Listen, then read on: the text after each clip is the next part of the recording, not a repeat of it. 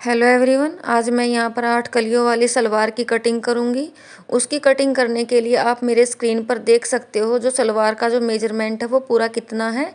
जो उसकी लेंथ होगी वो होगी यहाँ पर 37 इंच और 3 इंच एक्स्ट्रा ऐड कर लेंगे। हम इसमें मार्जिन लेंगे तो वो हो जाएगा हमारा 40 इंच। जो हम पार्ट लेंगे वो लेंगे हम यहाँ पर 33 इंच के और बेल्ट लेंगे हम यहाँ पर 7 इंच की। अब मैंने यहाँ पर कपड़े को 4 फोल्ड कर लिया है पार्ट निकालने के लिए। जो खुली वाली साइड मेरी तरफ और बंद वाली साइड है मेरी आपकी तरफ, मतलब कैमरे की तरफ है। अब मैं यहाँ पर पार्ट का जो साइज़ लूँगी वो होगा मेरा यहाँ पर 33 इंच इस तरह से, और इस साइड भी मैं यहाँ पर लगा लूँगी 33 इंच पर निशान, बिल्कुल बराबर मापते हुए इस तरह से। 8 कलियों की जो सलवार है मैं इसलिए बनाऊँगी क्योंकि मेरे पास जो कपड़ा है वो 2.5 मीटर है। 2.5 मीटर में से यहाँ पर जो सलवार है वो 4 कलियों में हैवी सलवार नहीं बनेगी, इसीलिए मुझे यहाँ पर 8 कलियों वाली सलवार बनानी है। अब मैंने यहाँ पर पार्ट के लिए यहाँ पर कपड़े को इस तरीके से कट कर लिया है। अब पार्ट निकालने हैं और बेल्ट निकालनी है मेरे को इस कपड़े में से। इस तरीके से मैं इसको डबल फोल्ड कर लूँगी आसानी से कट करने के लिए इस तरह से। अब मैं यहाँ पर 7 इंच पर निशान लगा लूँगी क्योंकि मुझे यहाँ पर एक साइड से मैं इसमें से बेल्ट निकाल दूँगी। ये कपड़ा अभी भी डबल फोल्ड है। इस तरह से मैं यहाँ पर निशान लगा लूँगी बेल्ट के लिए और मैं यहाँ से इसकी कटिंग कर दूँगी। जो 7 इंच की है इसमें से वो बेल्ट उतर जाएगी और इधर ये रह जाएगा मेरा पार्ट का कपड़ा। इसमें से आप देख सकते हो इसकी चौड़ाई अब भी बहुत ज़्यादा है। अब ये पार्ट है, इनमें से हम दोनों को अलग अलग कर लेंगे इस तरह से बीच में से कट करके। यहाँ से मैंने यहाँ पर दोनों पार्ट को अलग अलग कर दिया है। अब मैं आपको इसको डबल फोल्ड करके दिखाती हूँ। जो मेरे पोंचे का साइज़ है वो होगा मेरा यहाँ पर 6 इंच। 6 इंच का निशान लगाने के बाद भी यहाँ पर इतना कपड़ा फालतू बच जाता है, तो यहाँ पर जो कपड़ा बचेगा 2 इंच, तो मैं यहाँ पर 2 इंच छोटी कलियाँ इसके अंदर ऐड करूँगी। तो यहाँ पर मुझे पूरी 33 इंच की कली कट करने की ज़रूरत नहीं है। 31 साढ़े 31 इंच की कलियाँ मैं यहाँ पर लगा लूँगी। अब मैंने यहाँ पर कलियों के लिए कपड़ा लिया है, बिल्कुल इसको डबल फोल्ड करके बिछाया हुआ है लेंथ वाइज इस तरह से। अब मैं यहाँ पर कलियों के लिए निशान लगा लूँगी 31.5 इंच पर। अब यहाँ आसन के लिए निशान लगाऊंगी। यहाँ पर आसन का जो निशान लगाऊंगी मैं वो लगाऊंगी यहाँ पर 15 इंच पर, क्योंकि मुझे यहाँ पर 4 कलियाँ और एक्स्ट्रा ऐड करनी है। तो जो टोटल लेंथ बनेगी मेरी यहाँ पर बनेगी 46.5 इंच। अब इतने ही 46.5 इंच पर मैं दूसरी तरफ भी निशान लगा लूँगी। आप देख सकते हो यहाँ मैंने ये निशान लगा लिया है। अब इस निशान को मैं यहाँ पर सीधा कर लूँगी।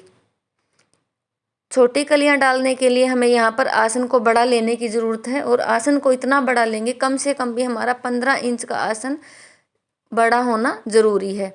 अब 15 ही इंच मैं इस साइड लगाऊंगी निशान दूसरी तरफ, और जो ये दोनों निशान हैं इन दोनों निशानों को आपस में मिला दूंगी इस तरीके से, जैसे हम नॉर्मल कली कट करते टाइम मिलाते हैं।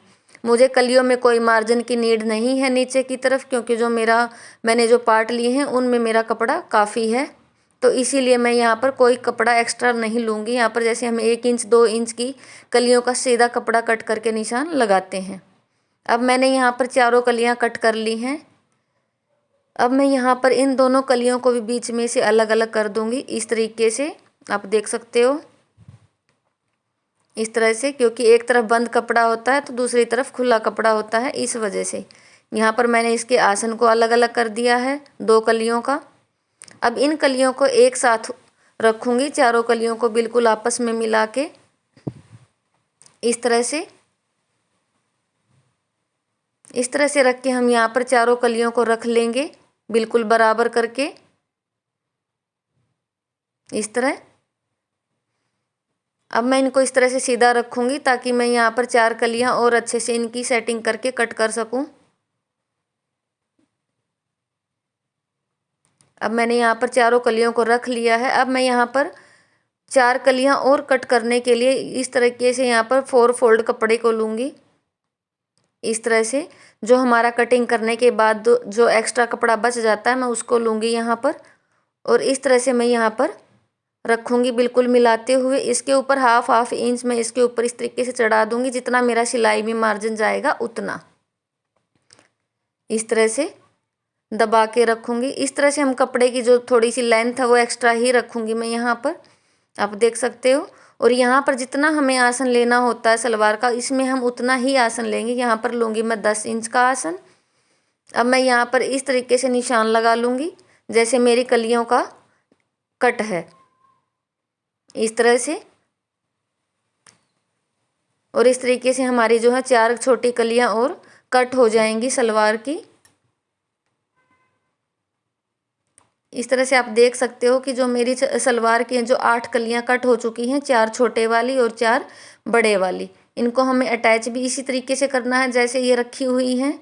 पहले बड़ी कली अटैच होएंगी और फिर छोटी कली अटैच होएंगी, इसी तरीके से। अब हमारे जो ये एक्स्ट्रा कपड़ा जो बचा हुआ है, इसमें से हम यहाँ पर बेल्ट निकालेंगे इस तरीके से। 4 फोल्ड में कपड़े को इसलिए करती हूँ क्योंकि यहाँ पर ये छोटा बन जाता है, इसकी फोल्डिंग जो छोटी हो जाती है और ये हमें ये कट करने में आसान रहता है इस वजह से। तो अब मैं यहाँ पर 7 इंच पर मार्क लगाऊंगी इस तरीके से और इस निशान को भी सीधा कर लूँगी और यहाँ से 7 इंच की मैं अपनी बेल्ट उतार लूँगी।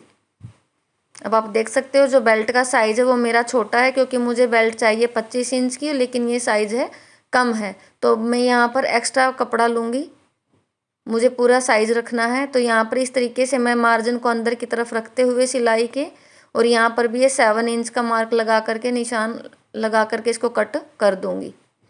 अब हम दोबारा जो है इसका साइज़ भी चेक कर लेंगे कि हमारा साइज़ पूरा है या फिर ज़्यादा है, कम है, जितना भी है। अब आप देख सकते हो जो इसका साइज़ है वो 25 इंच से ज़्यादा है। जितना भी एक्स्ट्रा कपड़ा है उसको हम यहाँ से कट कर देंगे। बेल्ट लेने का हमारा तरीका है, जितनी हमारी ईफ होती है, ईफ के अंदर हम 3 या 4 इंच ऐड करके उतनी हम बेल्ट इसके अंदर लगा सकते हैं। मेरी ईफ 10.5 इंच है, तो मैं यहाँ पर 10.5 को अगर हम डबल करते हैं तो 21 इंच हो जाता है। तो 21 में जब हम 4 ऐड करेंगे तो 25 इंच की बेल्ट हम यहाँ पर लेंगे। इस तरह से हम इनको ऐड करेंगे, आपस में जोड़ेंगे। आगे पार्ट है, फिर हमारी बड़ी कली है और फिर हमारी छोटी कली है। ऊपर की तरफ मैं यहाँ पर सलवार जो मेरी पौंचों के ऊपर ना गिरे, तो उसके लिए मैंने यहाँ पर 3 इंच पर निशान लगा करके इस तरीके से यहाँ पर मैं कट दूँगी और इसकी कटाई यहाँ पर कर दूँगी। इस तरह से आप देख सकते हो। यहाँ पर मैंने जो कटाई की थी उस टाइम जो मेरा कैमरा है वो थोड़ा सा बंद हो गया था, तो इस वजह से मैंने ये ध्यान नहीं दिया। तो अब मैंने जैसे कपड़ा कट किया था वैसे मैं आपको रख के दिखा रही हूँ, और ऐसे करके मैंने यहाँ पर कपड़े की कटिंग करी थी।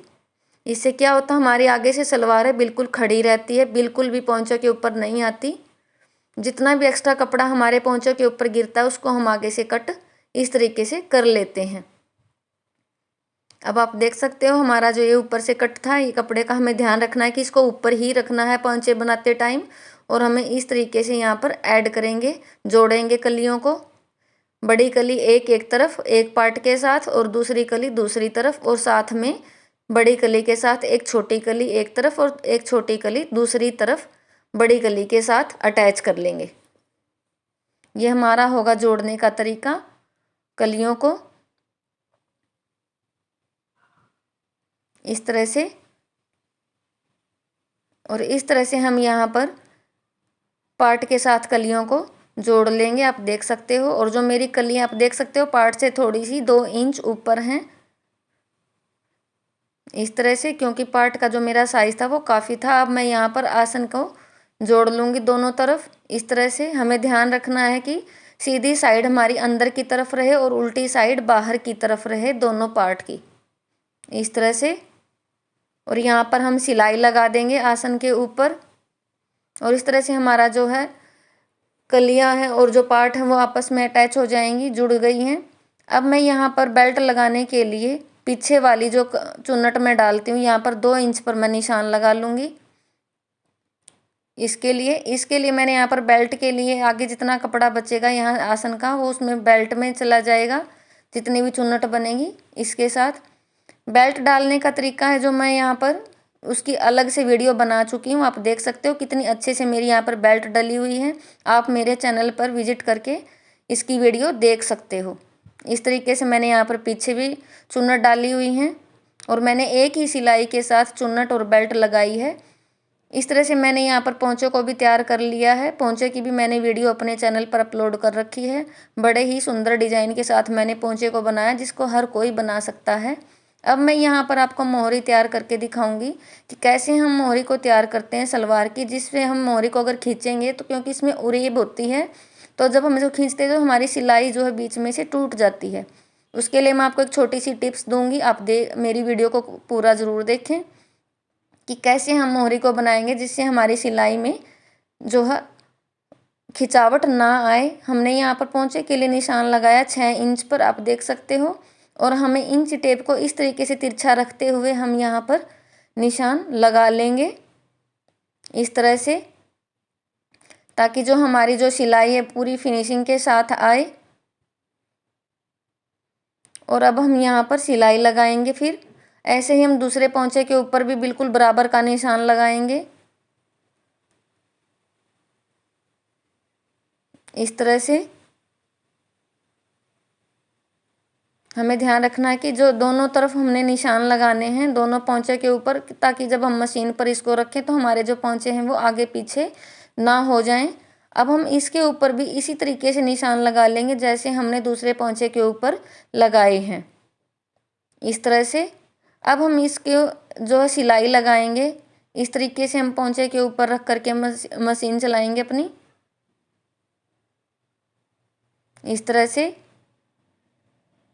पोंचे के ऊपर जो हम यहाँ पर जो सिलाई को पक्का करेंगे इस तरह से, क्योंकि कई बार क्या होता है कि हमारे जो पोंचे हैं वो बाद में सिलाई जो इनकी निकल जाती है, तो हमें यहाँ पर सिलाई को पक्का करना होता है। 3-4 बार सिलाई को हम घुमाएंगे इसके ऊपर इस तरह से। अब हम यहाँ पर सिलाई लगाएंगे। ये सिलाई जो होती है हमारी तिरछी होती है, तो ये सिलाई जब हम पोंचे की जब खींचते हैं तो ये टूट जाती है। अगर ये सिलाई ना टूटे इसके लिए एक छोटी सी टिप्स का हमें ध्यान रखना होता है। तो इस तरह से हम पीछे उंगली रखेंगे यहाँ पर पीछे की तरफ। जब सिलेंगे तो उस टाइम हमें यहाँ पर उंगली रखनी होती है। इस तरीके से कपड़ा जो हमारा उंगली के पास इकट्ठा हो जाएगा, तो इससे क्या होता है कि हमारे जो कपड़े में धागे में जो खिंचावट होती है बिल्कुल भी नहीं आएगी। आप एक बार इस तरीके को अपना के देखें और हमारी जो पोंचे की जो सिलाई होगी वो जरा से भी कहीं से भी नहीं टूटेगी। और इस तरह से हम यहाँ पर सिलाई लगा लेंगे।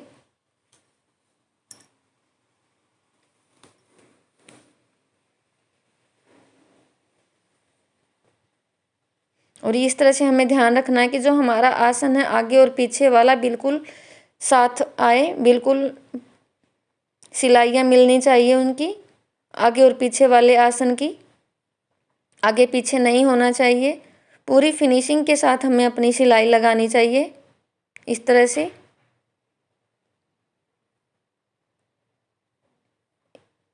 और इस तरह से मैं यहाँ पर सिलाई को एक तरफ के पैर की सिलाई लगा करके मैं यहाँ से सिलाई को उतार दूंगी, क्योंकि दोबारा जो सिलाई लगाऊंगी मैं दूसरे पोंचे से ही स्टार्ट करूंगी इस तरह से।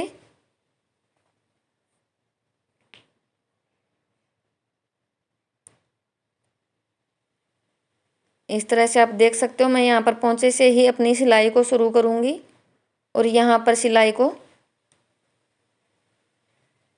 इसी तरीके से लगाऊंगी पीछे उंगली रखते हुए, ताकि जो मेरी सिलाई में खिंचावट ना आए और बाद में किसी भी तरह का हमारी सिलाई का जो धागा है वो ना टूटे।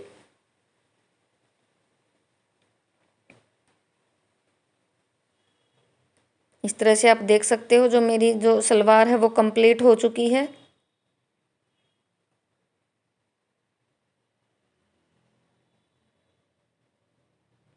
इस तरह से अगर आपको मेरा सलवार बनाने का तरीका, 8 कलियों वाली सलवार बनाने का जो तरीका अगर अच्छा लगा तो प्लीज़ चैनल को लाइक शेयर और सब्सक्राइब ज़रूर करें और एक कमेंट करके ज़रूर बताएं कि आपको मेरा जो सलवार बनाने का जो तरीका है कैसा लगा।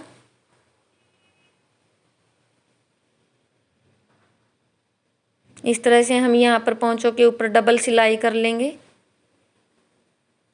इस तरह से। अब आप देख सकते हो जो मेरी सलवार है वो कंप्लीट हो चुकी है। इसी तरीके से मैं इस दूसरे पैर की जो सिलाई थी उसको भी मैं यहाँ पर डबल कर लूँगी। डबल सिलाई करना हमें बहुत ज़रूरी है, क्योंकि जो सिलाई होती है पहुँचों की वो कहीं ना कहीं से थोड़ा बहुत निकल जाते, तो इसीलिए हमारी जो सिलाई है वो डबल ज़रूर होनी चाहिए। इस तरह से जो हमारा ये साइड में जो फालतू का जो कपड़ा है इसको हम अपने अकॉर्डिंग कट कर लेंगे। अब आप देख सकते हो जो मेरी सलवार है वो कंप्लीट हो चुकी है। अब मैं इसको खींच के दिखाती हूँ। बिल्कुल भी यहाँ पर खिंचावट करने से थोड़ा सा भी हमारा धागा कहीं से भी नहीं टूटेगा। आप देख सकते हो इस तरीके से। यहाँ पर इसका यही फ़ायदा होता है, पीछे जब हम हाथ लगा के सिलाई करते हैं तो यहाँ पर धागे में बिल्कुल भी खिंचावट नहीं आती। और इस तरह आप देख सकते हो मेरी सलवार कंप्लीट हो चुकी है। पूरी फिनिशिंग के साथ मेरी सलवार बनी हुई है। अब मैं आपको अपनी पूरी सलवार की लुक दिखाती हूँ जो मेरी सलवार बनी है यहाँ पर। इस तरह से बिल्कुल जहाँ पर मैंने बेल्ट के निशान लगाए थे वहाँ तक ही मेरी चुन्नट डली हुई हैं। और यहाँ पूरी फिनिशिंग के साथ ये मेरी छोटी कली बनी हुई है, इसके अंदर ये बड़ी कलियों के साथ अटैच है इस तरीके से। धन्यवाद।